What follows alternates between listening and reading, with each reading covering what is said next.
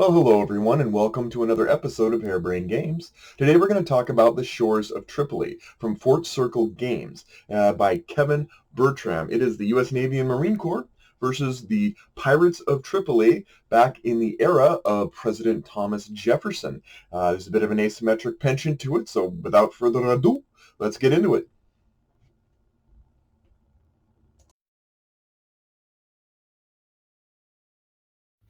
Okay, let's take a look at what comes with The Shores of Tripoli.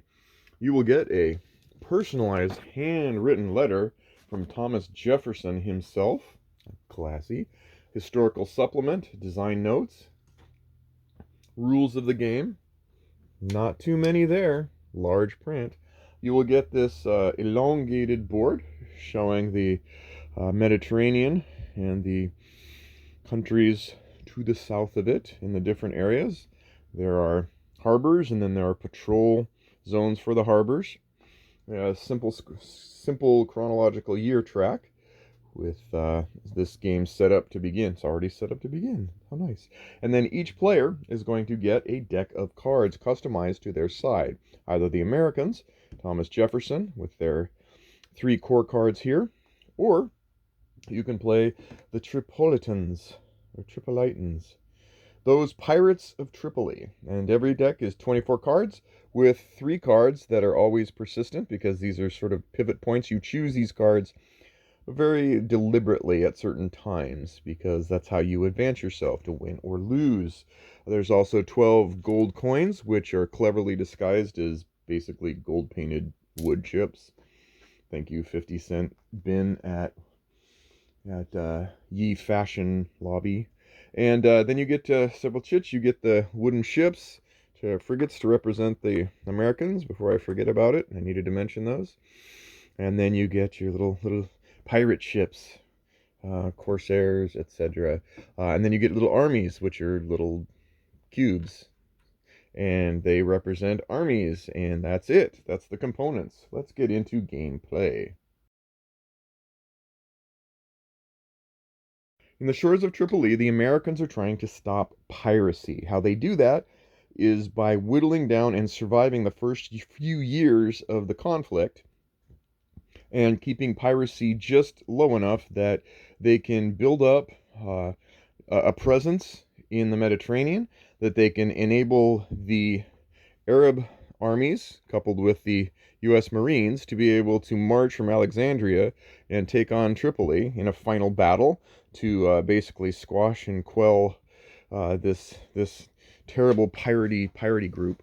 And how they do that is every round you're going to have the year 1801 and 4 phases. So what you do is everybody grabs 6 cards each round. That's right, 6 cards each round. And let's just do that real quick. I could have done that earlier, but what the heck. All right, so everyone gets 6 cards per round. In the 5th round, all of your deck is exhausted, so you reshuffle and grab 6 again. In the final round, you basically get carte blanche, pick whatever cards you want in the final battle. So you get you go from random to, okay, I got a plan, I need to execute, you know what you're doing. The Americans go first, and they play a card. You can play a card for its event. Yay! You can play a card to move up to 2 of the frigates anywhere. There's no having to travel across. You can send these suckers anywhere you want, either to a harbor or to a zone. We're going to go ahead and some of these events, when you play them, they just go in your discard pile. Some of the events, if you play them, they're out of the game entirely, and so this is a choice you have to make. The one-time ones are usually more powerful, clearly, obviously. For example, this one here, it's not really ready for the assault on Tripoli, so I'm going to discard it, and I'm going to use that to move 2 frigates here. Look at that. And my turn is done. Very simple, very quick, no need to refresh. These are the cards you get.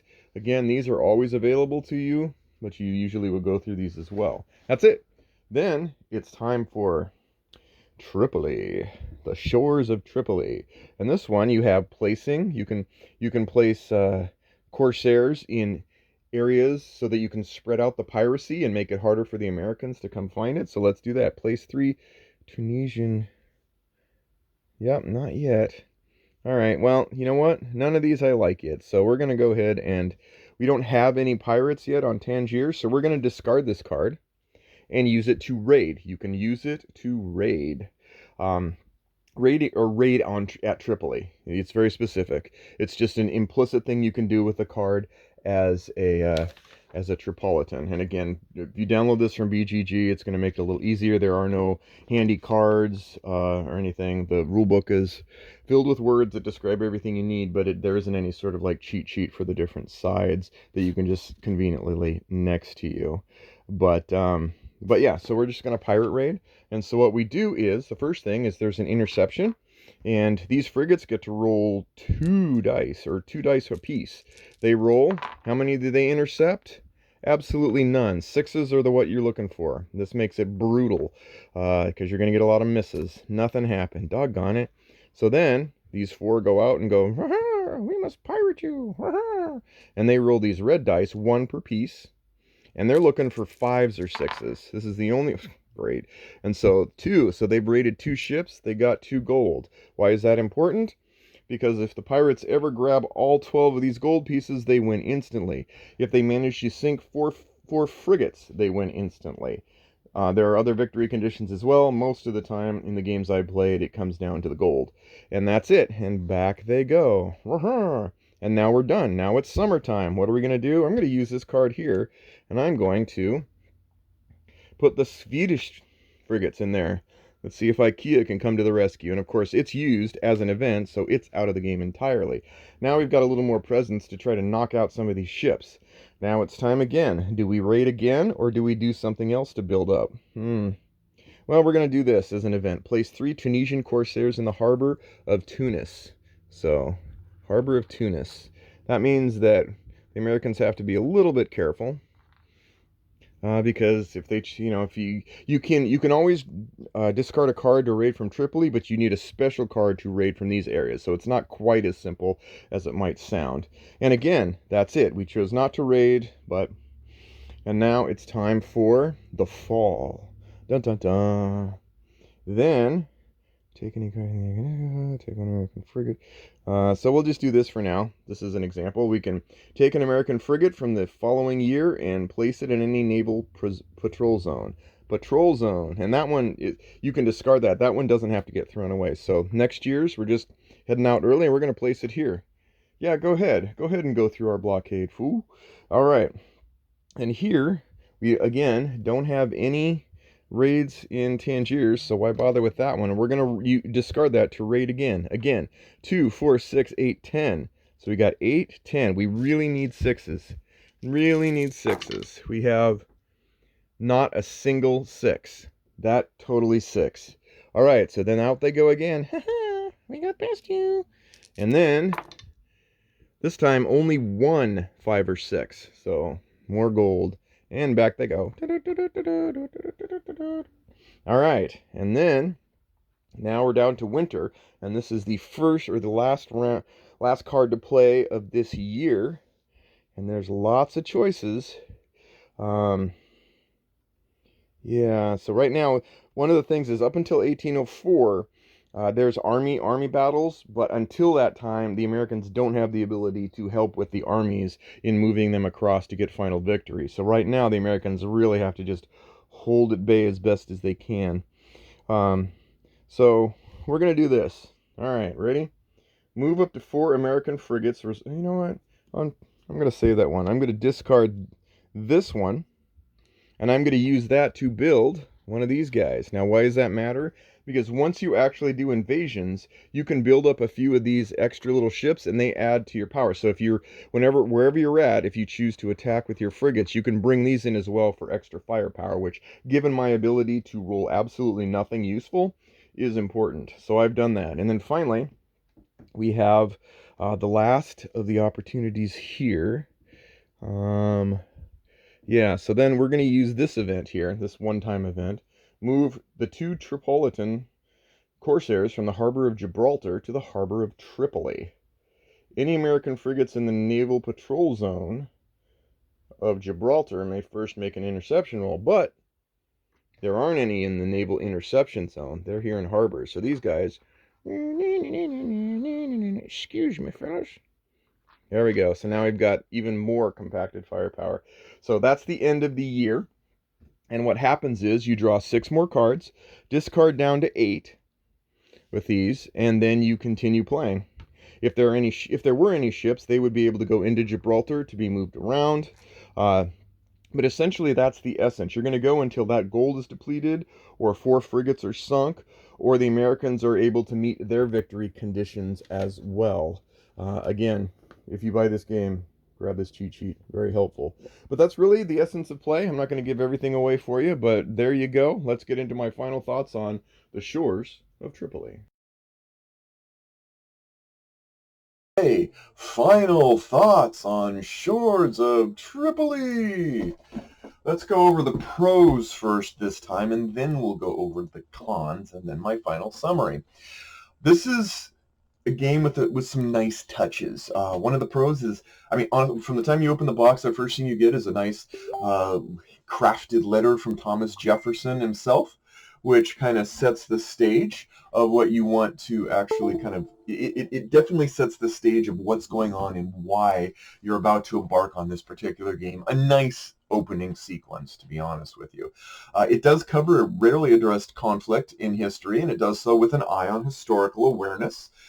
There's an asymmetry to the gameplay that I think is valuable here, because it directly feeds into the theme. You have America, which has to slowly sort of build up its presence as a new fledgling empire coming onto the world stage. In the meantime, you have the pirates, and things look real easy for the pirates initially. There's some, there's a real kind of like, hubris of like, hey, I can go steal your cash, kind of thing. The artwork on the cards and the artwork in the manual is masterfully evocative. I really like it. It sets the stage. It's just great artwork at those particular elements. It's a low barrier to entry, especially for the pirate side is very low. It makes it a solid selection for very new players. I do like that in this game you begin with a subset of your cards, which is not atypical of games, and then over time that subset grows. You end up cycling kind of through all of your cards. Then you get kind of a phase where you're like, okay, we've got through all the cards. Now we get one more little boost of randomness, and then the last round, it's all about you. You get full reign to pick what you want. So I like the fact that it's not constrictive, that your options grow over time, and that there's a nice sort of crescendo to the power curve of what you can do. Actions that you take in this game are very quick. They don't take a lot of time. Resolution is very speedy. Combat is as simple as it gets. It's like roll 6s or 5 and 6s. That's really it. Everything else just kind of feeds off that. The solo is not necessarily deep because the game itself isn't deep, but it's a reasonable challenge, and I found that part was actually pretty engrossing to me. I ended up playing probably 12, 13, 14 games of this, I think, all told, which is something you can do in a game of this with this lightness to it. So now let's get into the things I didn't necessarily find as cool. This game sort of blurs the line between being an actual simulation of a game with lots of interesting decisions and choices and being kind of a slushy narration with modest course correction input. There are anchor events that both sides will eventually want to play for the most part. And then the general expectation of how these events transpire and how the game is going to flow are pretty fixed. Though you can experiment with it. There's nothing that says, I'm going to throw caution to the wind. I'm going to try not going the status quo and see what happens. And these larger deviations, they make for interesting times, but it's really, you really do kind of get sort of the plan of action mapped out for you in coarseness, and then you fill in the details. That's not entirely a con, especially for new players, because there is some comfort in that, going, instead of looking at 50 buttons on an instrument panel, going, I have no idea which buttons to flip, you'd be like, oh, okay, start here and then just kind of maybe here and there. Yeah, so they're not really a con, just something to be mindful of. There's clearly a side that's better for new players than others. I think it would be cruel if I was to go, hey, do you want to play this light war game? Okay. How about I'll be the pirates and you be the Americans? Okay. Generally speaking, I'm going to thump them because it's awareness. They'll probably want to play again, though, and go, you dirty rascal. Now I'm going to play that side, and kind of stuff. So the rules are verbose for such a game. I think they try to do some historical things, and I get that, but the rules are kind of wordy, to be honest. I know that there's really not much you do on your turn. There really isn't, and I think there's no quick reference. So for a game that's supposed to be a light war game for people, having a quick reference to be able to go, I can do this, this, or this, even if it's only 3 things, it's a light war game. Why would you not provide it unless you're trying to cut corners? And so generally speaking, yes, you can go through the word things, but I thought they could definitely have done it a little bit different. The rules are fine. There's no gaps in them, so it's not like there's missing information or erroneous information. So total props to them for that. It wouldn't have, if I was making a light war game, that's not the way that I would go, because there's also plenty of opportunity to make nice hints and guides. On the board, for instance, on the year track, you could have put, little ship silhouette for where you put the ships. You could have set little hints on things, even just maybe a turn something. There's tons of ways it could have happened, but they just didn't bother. And that's okay. But the biggest thing that I have to say, the biggest issue that I have with this is that this game embraces piracy right down to its price tag. And I think this was surprising to me because generally speaking, I try to go, they probably could have beefed up components a bit, or the price is a little bit expensive. The price is overwhelmingly high for what you effectively get. I know that in my friend group, the people who love this game are like, no, we'll play it enough to make our money's worth, but as someone who has vast quantities of games, I can do a pretty good analysis of value to content slash gameplay, and I say this is very lacking. This is a game crafter level, sparse component quality. There's precious little substance to both the contents and gameplay that justify the near $70 price tag, and that's kind of a deal to me that makes me hesitant to suggest it. I mean, here's an exercise in contrast. Look behind me.